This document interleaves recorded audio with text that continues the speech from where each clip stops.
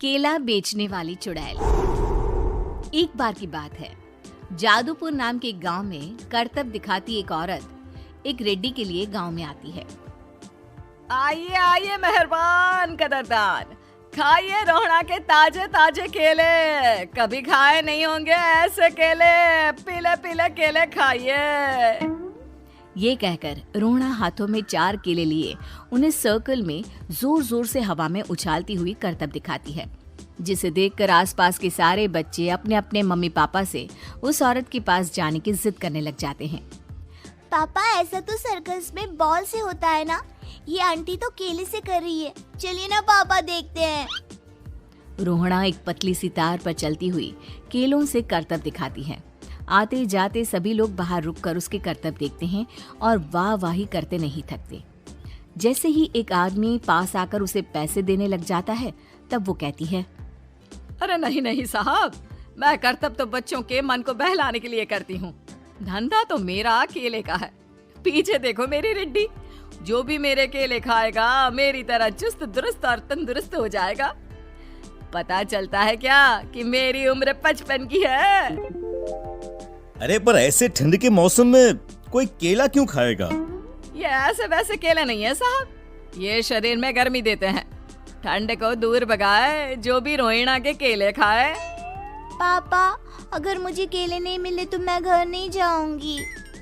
तभी उसके पापा कहते हैं कि बेटा, केले ठंड में कभी गर्मी नहीं देते। ये सब कहने की बातें हैं, सामान बेचने का तरीका है इनका। पर पिंकी नहीं मानती। मैं केले खाऊंगी। पिंकी की जिद के आगे नत्थू हार जाता है और उसे केले खरीद कर दे देता है। पिंकी खुश होकर केले घर ले आकर खाती है। अब मैं भी करतब करूंगी, कितना मजा आएगा। जादुई केले। पिंकी पहला केला खत्म भी नहीं करती कि वो बेहोश हो जाती है। दूसरे केले से एक काला धुआं आता है और रोहड़ा चुड़ैल बनकर बाहर निकल आती है। मेरे भूतिया केले बच्चे न खाए, ऐसा हो ही नहीं सकता। जादूपुर वालों, कब तक बचोगे? आ गई हूँ मैं रोहड़ा, जिसका कोई नहीं कर सकता सामना। रोहड़ा पिंकी को गोद में उठाकर काले धुएं में कहीं गायब हो जाती है। शाम के वक्त नत्थू घर लौटता है और पिंकी को घर में ना पाकर उसकी माँ से कहता है, माँ पिंकी कहाँ है? अरे बेटा, उसे तो तू सुबह करतब दिखाने ले गया था ना, फिर कहाँ वापस आए तुम दोनों? मुझे लगा तू उसे अपने साथ मंडी ले गया होगा। हे भगवान, मेरी बच्ची कहाँ गई? मैं उसे घर ही तो छोड़कर गया था माँ। नत्थू गांव के घर कोने में अपनी बेटी को ढूंढता है, पर उसे वो कहीं नहीं मिलती। परेशान होकर आखिर रो रो कर नत्थू हिम्मत हार कर घर लौट आता है। अगली सुबह रोहड़ा फिर से करतब दिखाने आती है और इस बार पिंकी की तरह रोनी केले खरीद लेता है। 50 रुपए दिए थे पापा ने, सारे पैसों की मैंने केले खरीद लिए हैं। अब मैं भी आंटी की तरह ही करतबबाज बन जाऊंगा। यही सोचते हुए रोनी केले खाता है और पहला अकेला केला आधा खत्म भी नहीं करता कि चुड़ैल उसके सामने आ जाती है। मेरे साथ चलने का समय आ गया है रोनी। ये तो बस शुरुआत है। अब इस गांव के सारे बच्चे धीरे धीरे मेरे कब्जे में होंगे, एक बच्चा भी नहीं बचेगा। ये कहकर रोना रोनी को गोद में लेकर काले धुएं में अदृश्य हो जाती है। इसके बाद हर रोज गांव में से कोई ना कोई बच्चा गायब होता, पर ऐसा क्यों हो रहा है किसी को भी समझ में नहीं आ पा रहा था। रोज की तरह अपनी बेटी पिंकी की तलाश में नत्थू गांव के एक तालाब के पास बैठा रो रहा था। कहाँ गई मेरी पिंकी? शकुंतला के जाने के बाद एक वही तो मेरा सहारा थी। अरे उसकी आत्मा कोस रही होगी मुझे कि मैं अपनी बच्ची को संभाल भी नहीं पाया।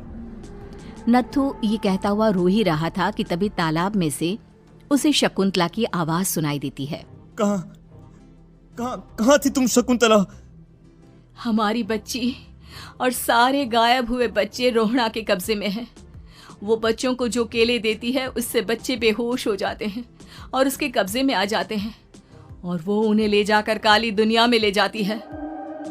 पर वो ऐसा क्यों कर रही है? ये मैं नहीं जानती, पर उस दुनिया का रास्ता मैं आपको बता सकती हूँ।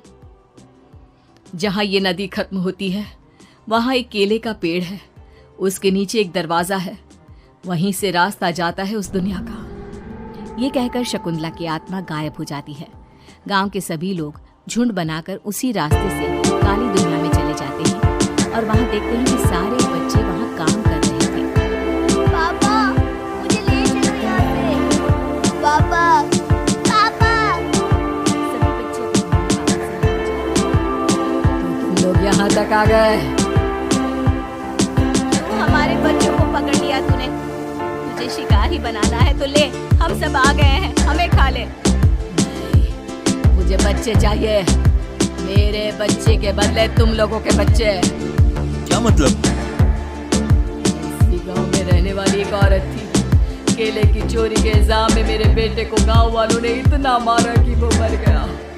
उसी दिन मैंने ठान लिया गांव वालों का भी वही हाल करूंगी। कुछ दिन बाद बेटे के चले जाने के दुख में मैं भी मर गई और मेरी भटकती आत्मा एक चुड़ैल बन गई। और फिर मैंने बदला लिया तो सबके बच्चे छीन लिए। बर्दाश्त नहीं कर पाया। सोचो मुझ पर क्या बीती होगी। हमें माफ कर दो रोना। पता नहीं है किसकी गलती थी, पर हम सभी माफी मांगते हैं। हमारी खुशियाँ लौटा दो, तुम भी तो एक माँ हो। गांव वालों की बात सुनकर रोना का